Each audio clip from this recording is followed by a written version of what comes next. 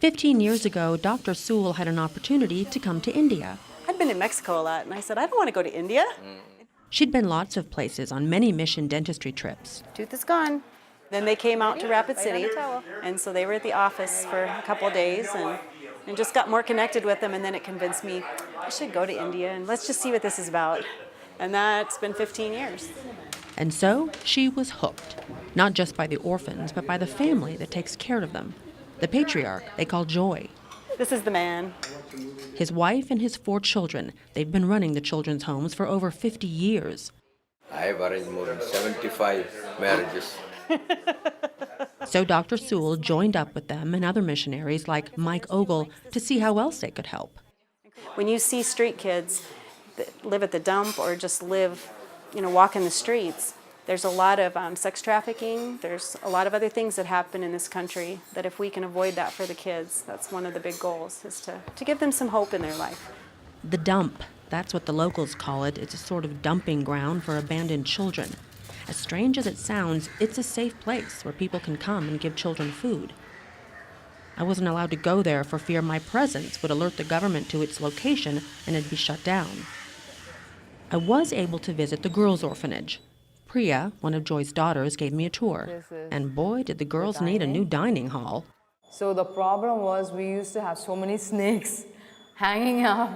It's a blessing to have this great building. Easy to clean, no snakes. When Dr. Sewell first came here, they had 1 washing stone. Now, they have many. They put their clothes on that, pour water and put soap, and they beat the clothes. These are some of the 26 girls whose lives have been drastically improved. They're all from different backgrounds. They all have tragedies.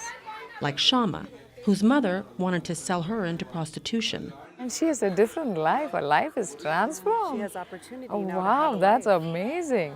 Cast aside any preconceived ideas about what it takes to be happy.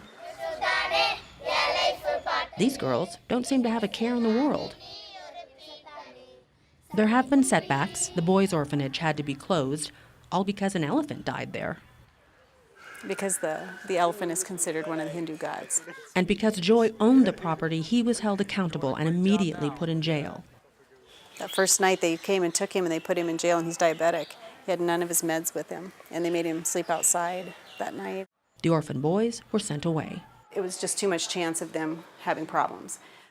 The missionaries also help with new church openings, like this one that I joined with when I was there.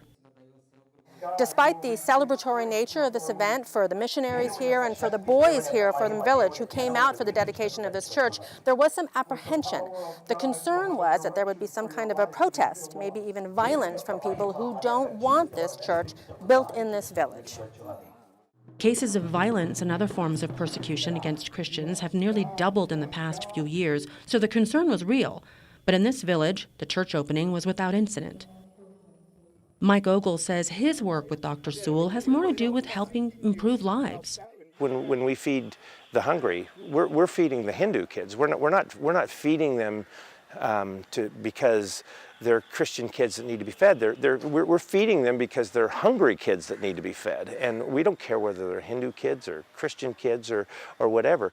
And I always say my goal is that, I can't fix India. I can't change everything here. I'm not looking to. But if I can help these little kiddos grow up, they can make a difference in their own country. In India, I'm Alicia Garcia.